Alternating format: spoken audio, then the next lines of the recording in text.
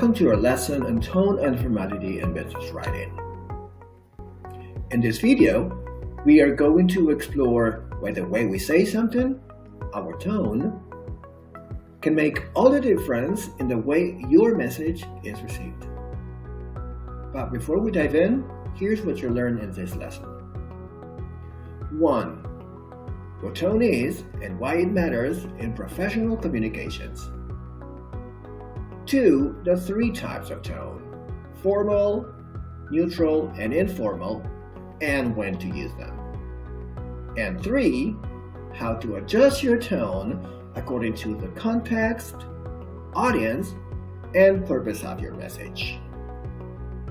By the end of this lesson, you'll have a better understanding of how to make your emails and business writing clear, professional, and effective. Okay, so here's an example.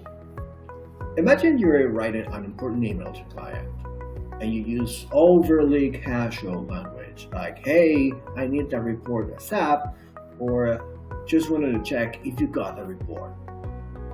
That might work with a colleague, but for a client, it can come across as unprofessional. A simple adjustment like, "Dear," and the name of the person, "I wanted to follow up on the report we discussed," shows respect and professionalism. So why is tone so important? Well, in English, there's a strong focus on politeness and professionalism.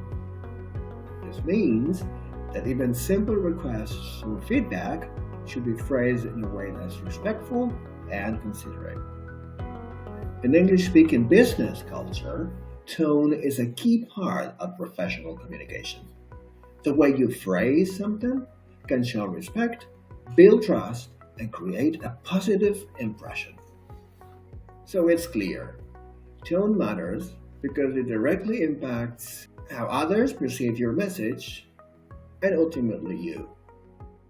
Now, in business writing, we generally work with 3 levels of tone: formal, neutral, and informal.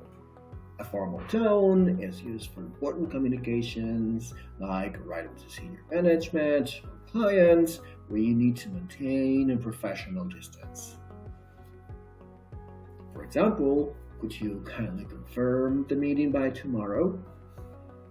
Neutral tone is the balance we use in day-to-day emails with colleagues, where you're polite but not overly formal. For example, "Could you confirm the meeting by tomorrow?"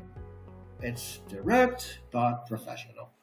Finally, an informal tone is more relaxed and friendly, usually reserved for teammates and people you know well.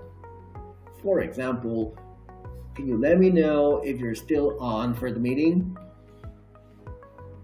So it's all about context, knowing when to adjust your tone based on who you're talking to and why. So the question is, how do you decide which tone to use?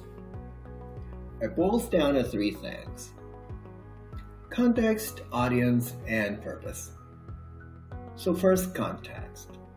Are you writing a formal report, or just a quick email to a colleague? Next, audience. Are you emailing your manager, a client, a peer? And finally, purpose. What do you want to achieve? Are you requesting something, giving feedback, or just sharing information? Let's say you're emailing a senior manager to request a report. You want to use a formal tone, something like, "Dear manager's name, I would appreciate it if you could share the report by Friday." But if you are messaging a teammate about the same thing, you could say, "Hey, could you send me the report by Friday?" The context and the audience are different, so the tone changes. Always ask yourself, who am I writing to? What do I want to achieve? And how formal does this need to be? To wrap things up, remember, tone is a key part of how your message is received. Use a formal tone for important or professional settings, a neutral tone for everyday business communication, and an informal tone when appropriate for casual conversations.